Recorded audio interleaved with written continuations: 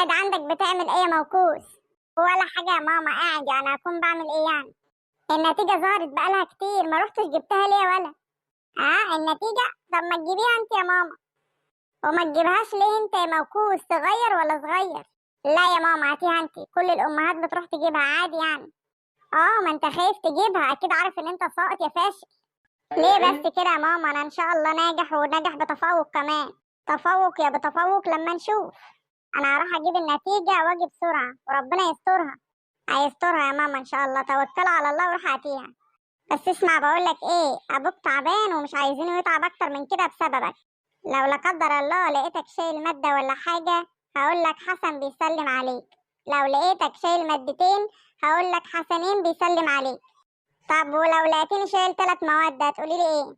يا نهارك مش فايت، 3 مواد ايه يا ولد؟ يعني انت عارف ان انت ساقط وكمان شايل 3 مواد؟ ده انت يومك مش فايت. ايه يا ست، وانت ما بتصدقي ولا ايه؟ بقولك لو لقيتي 3 مواد هتقوليلي ايه؟ لو بقى ساعتها هقولك حسن وحسنين بيسلموا عليك. اما اروح بقى اجيبها يا موكوس وربنا يستر. امك اتاخرت كده ليه دي حموكشه؟ كل ده بتجيب النتيجه؟ معلش يا حاج، هتلاقي المجموع كبير عليها ومش قادرة تشيله لوحدها. جت اهي. ايه الاخبار يا ماما؟ حسن بيسلم عليا؟ لا. حسنين بيسلم عليا؟ لا. ايه، حسن وحسنين بيسلموا عليا؟ برضو لا. طب الحمد لله.